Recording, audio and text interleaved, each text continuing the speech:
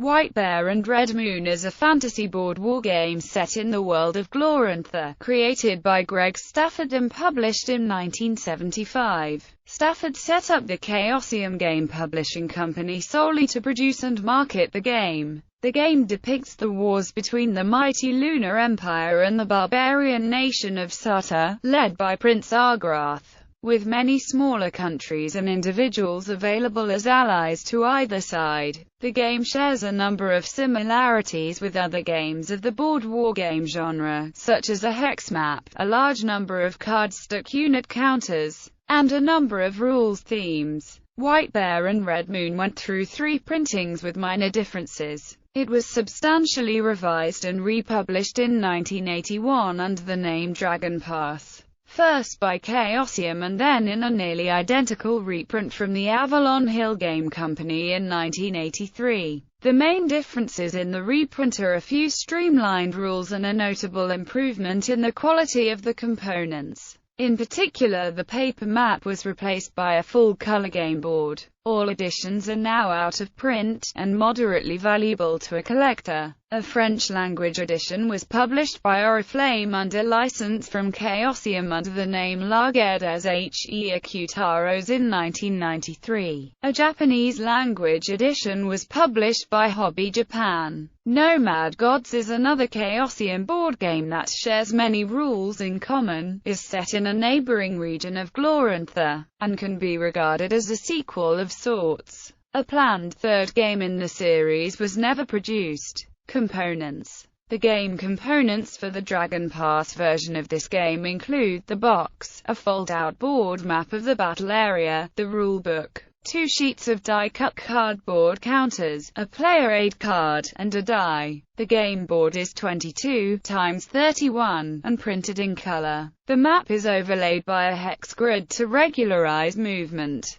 At one end of the board is a turn track and several holding boxes for magical spirits and agents. The map includes a variety of different terrain types, including forest, marsh, hills, mountains, fortresses, stockades, ridges, cities, ruins, and lakes. Each type of terrain has different effects on movement and combat. There are also roads, rivers, and fords that can alter the movement. The map is also divided up into several territories, including a number of independent nations. This game features a great variety of unit types and nations, forming a colorful array of unit counters with a somewhat complex system of ratings and symbols. Some units represent troops, while others are individual heroes, spirits, or agents. Gameplay. An unlimited number of units can be grouped together in the same hex to form a stack, depending on the components of the stack and how it is ordered. Most stacks exert his zone of control into the surrounding hexes. Units must cease movement upon entering an enemy zone of control, and a unit can not move directly from one enemy zone of control to another. Stacks that are currently disembodied do not exert his zone of control. Each active player's turn consists of the following phases. Move those units that are subject to random movement. Attempt to gain allies.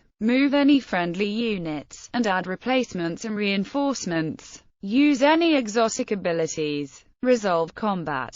Rally units that are disrupted. Resolution of combat can include various types of magic, the use of missile fire, and finally melee combat. The combat results are in the form of combat factor losses, which is one of the ratings on the counters. As is typical of many war games, every friendly unit that is adjacent to an opposing unit must attack an adjacent opposing unit. Also, each opposing unit adjacent to a friendly unit must be attacked. The exception to this is a unit inside a fortification, which is not forced to attack. This game includes a considerable amount of chrome, simulating the variety of heroes, creatures, and magic that were involved in the battles. This can be an appealing factor to those who enjoy games with a fantasy atmosphere. Heroes and superheroes can have a powerful impact on the outcome of the various battles. The extra details can add complexity to what would otherwise be a relatively simple board war game.